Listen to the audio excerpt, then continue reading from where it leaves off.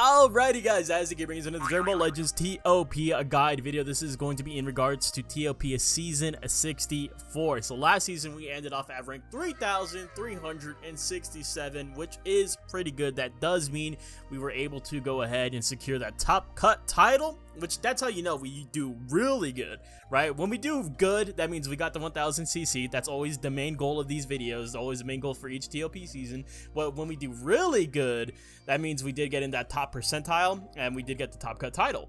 We even used a yellow EX Piccolo as a secondary healer and it worked, right? It actually worked, although I still beg for him to get a Zenkai. He's still pretty bad otherwise, right? Like his only function is to heal, and that's it.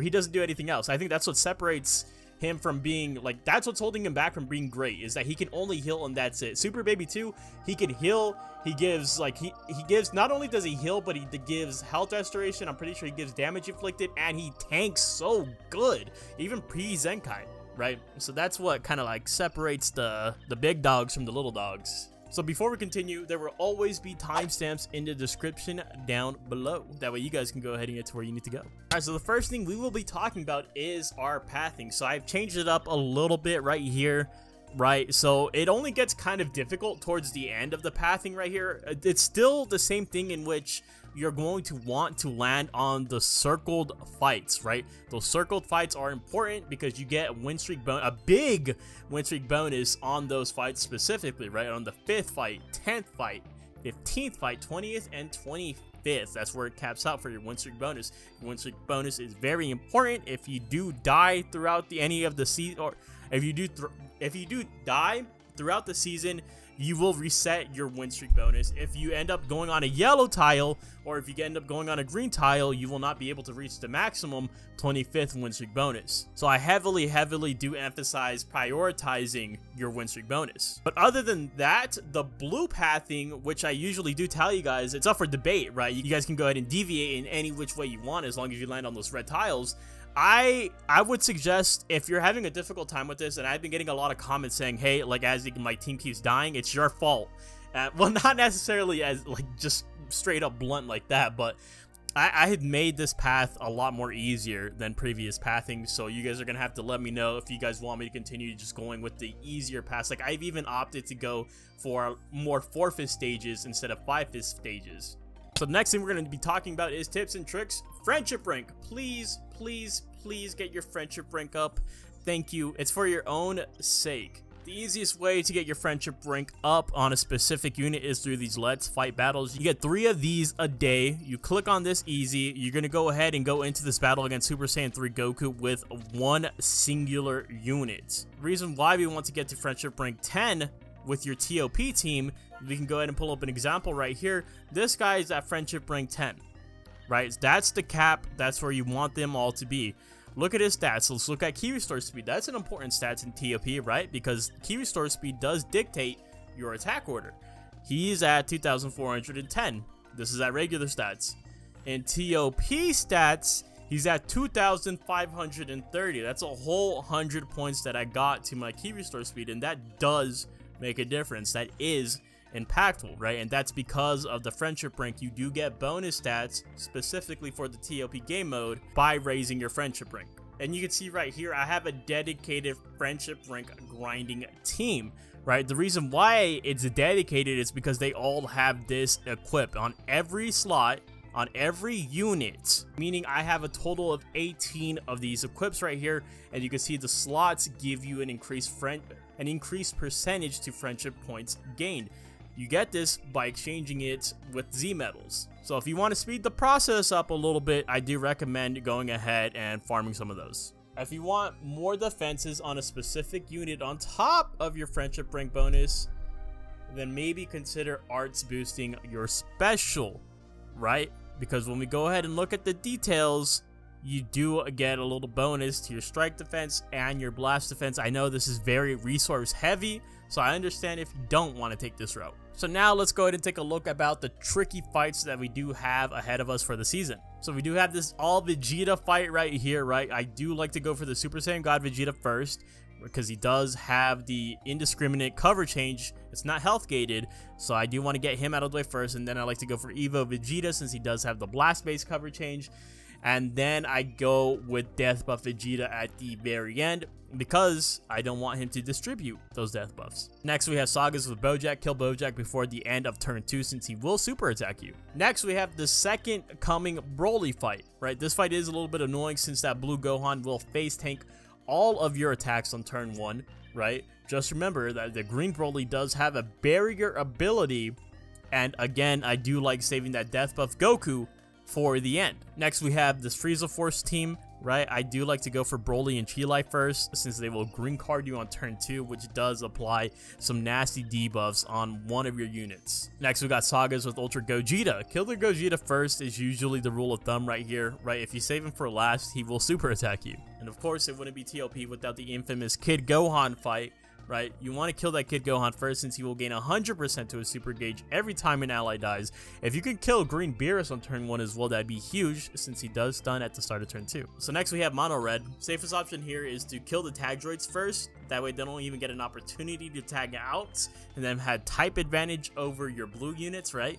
And then go to Super 13 since he will super attack you at the start of turn 3. And next we have this Kaio Frieza fight, right? So Kaioken is the first priority since he will super you on turn 2. And I do like to save Frieza for last since he mitigates a blast arts, and simultaneously upon mitigating that blast arts he will gain 100% to his super gauge. You can avoid this entirely by switching your units to strike based, but sometimes you'll just lose way too much damage, right? Especially if you're running a blast-based team like I usually do. But if you are interested in swapping over to strike base, you simply click on your units that you desire to swap, and there will be a little icon next to the left of the HP. You can click on that and it'll ask you to choose your attack strategy. From there, you would just simply click on the strike icon and hit confirm. And congratulations, your unit is now set to strike arts. So if we do have this USS team, you want to kill Champa first before turn 2 or else he'll stun you. And then I do like to save hit for last because he does use a time skip mitigation on strike arts and blast arts. Next we have LOE with full power Frieza, the LF one though.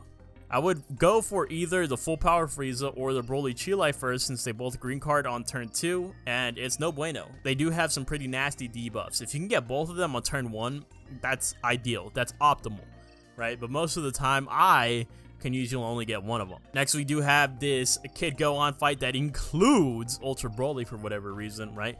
Kid Gohan is still the first priority, but if you can, try and kill Broly before turn 2, since that is where the Ultra Broly will stun you. If there's any other fight that I should have covered, definitely let me know. Now we are moving into our top teams. So first we have Super Warriors, and on the right hand side, this is the current rank 1 player. That's why they are gaining the first slot right here, right? So Super Warriors boasts nearly a full Z tier team, but I do have to say this is a pretty difficult team to run, so do keep that in mind if you do plan on running this.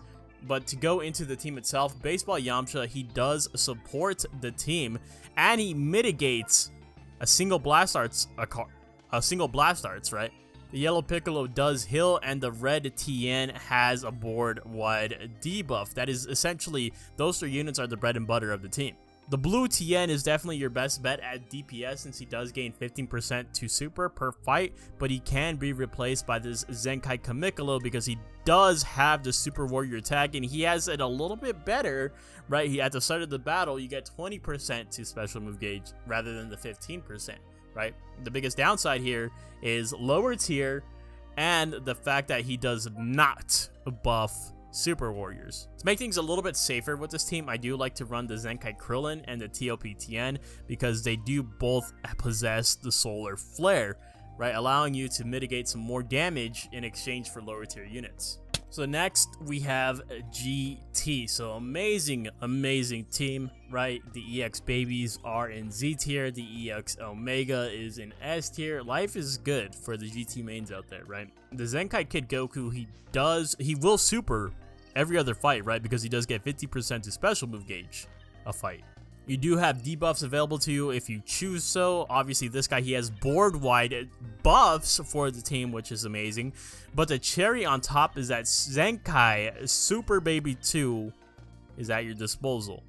And I would probably use him over the EX Baby Vegeta because some of these units are going to be strike-based, like this Kid Goku is melee-based. And the debuffs that this guy gives are only for blast damage. Right, but the choice is yours. One of your blues, I think Super Baby 2 is a must bring. And even if you wanted to go into C tier, I mean, you already picked up Super Baby 2, but I do think you have room for one more C tier unit. You can like pretend this guy is the Tag 4s. You could easily, boom, Tag 4s, Super Baby 2. You are going to have the easiest season of your life. I do believe GT is the safest team to use this season.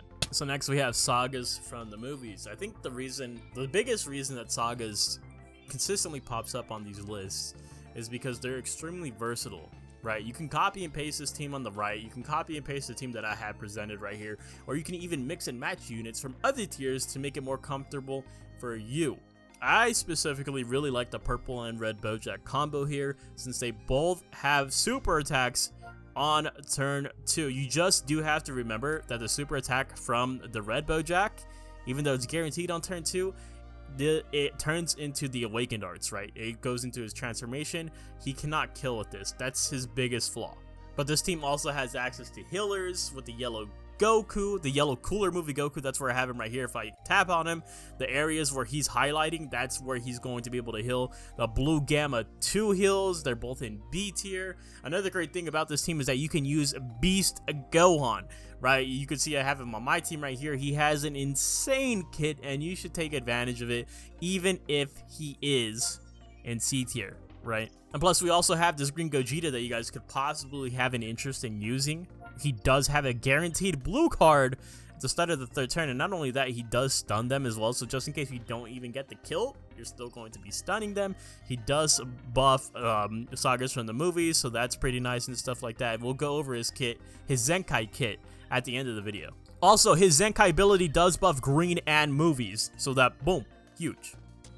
Alright, so next we have Universe Reps, and honestly, I was thinking of putting the Cyber Squad here instead of Universe Reps, because I feel like Universe Reps is actually going to be a little bit difficult to run this season, because Kale, our blue Kale, is in B tier, right? And blue Kale, you need her, low-key. I feel like this person right here is top 100, not using blue Kale, not using any healer, so it kind of like plants that seed of doubt in my mind, like, is this person going to make it throughout the entire season without dying? Maybe, right? Maybe, who knows? Maybe he is like a god tier strategist and he's able to go ahead and do it. You know, I'm not going to go ahead and doubt his abilities. It's just the team makes me a little bit worried right here. I always recommend having blue EX Kale on the team for heals, and or the yellow ToP 18, whom I do not have. That's otherwise I would probably have her on the team, right? I think it's safe to say we all feel way more comfortable with at least one healer on the squad. And when looking for a unit in C tier, the reason why I think Universe Reps is surviving for a lot of like casual players too is because you can bring in this Goku and Frieza. They have Miraculous Duo, Miraculous Kit, right? They are so damn good. Plus they do buff the tag of the Universe Rep, right? So I would suggest anyone that's using this team, if you're just playing this casually, you just want your 1000 CC, get in, get out, I think bringing in Goku Frieza is definitely something you should do, something you should invest in.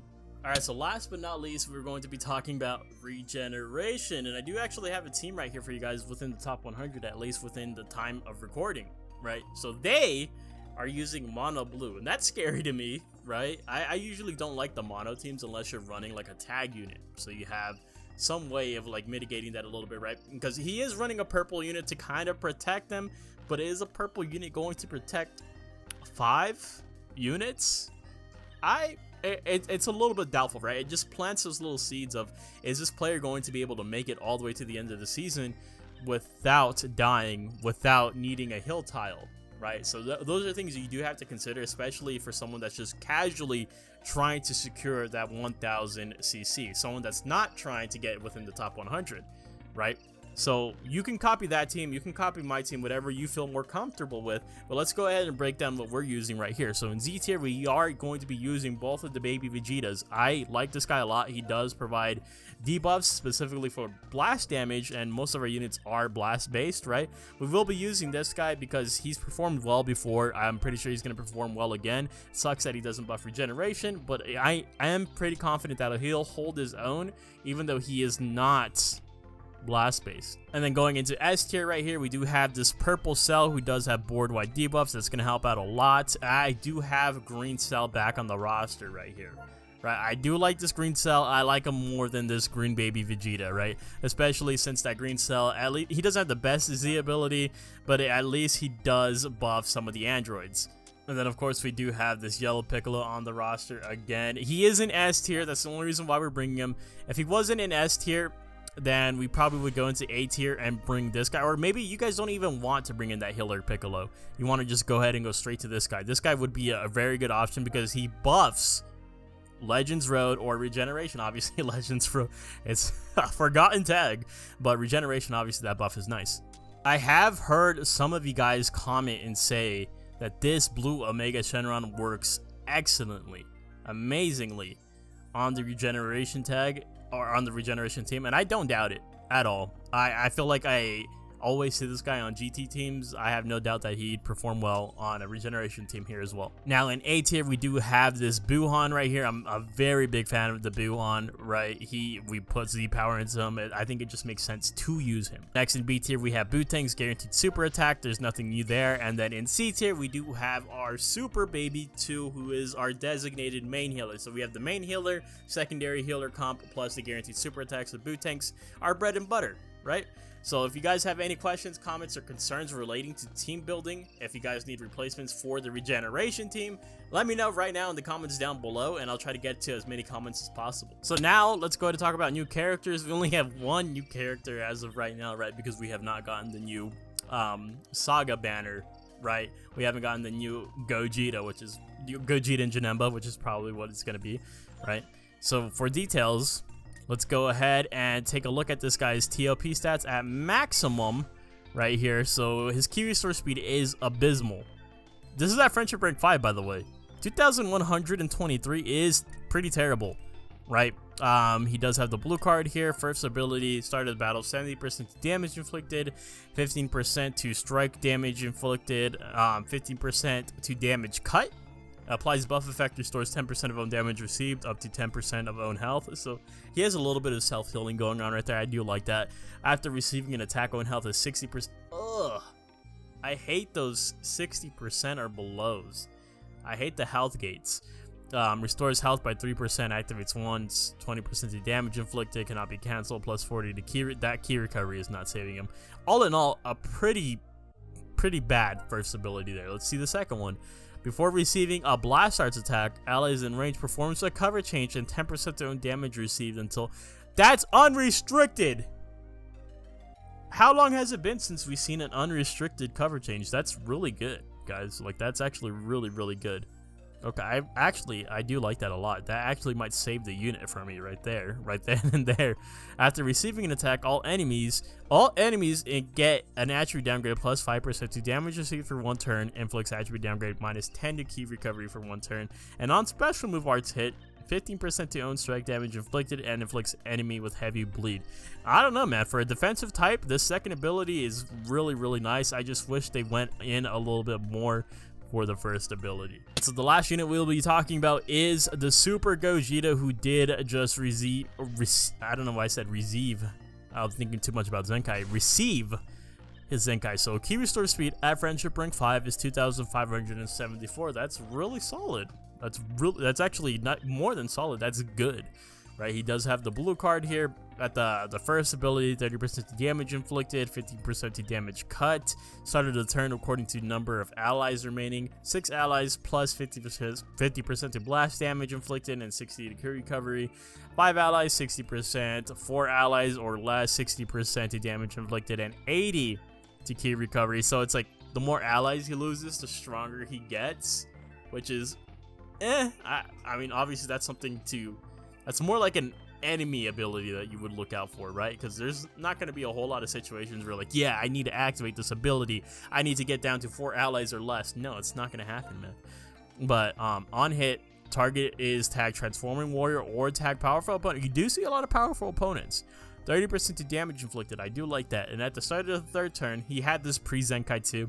60% to own special move damage inflicted, 100% to own special move gauge, and stuns them, right? That's why we're always concerned about him when we fight him. He does buff Fusion Warrior or Sagas from the movies, and he does Zenkai buff Green Sagas from the movies, which is nice. So that's going to go ahead and wrap it up for today's video. Hopefully you guys did enjoy. If you have any questions, comments, or concerns related to ToP, let me know in the comment section down below. If you guys enjoy the content, make sure you guys leave a like and maybe even consider hitting that subscribe button, and I'll see you guys in the next one. Later!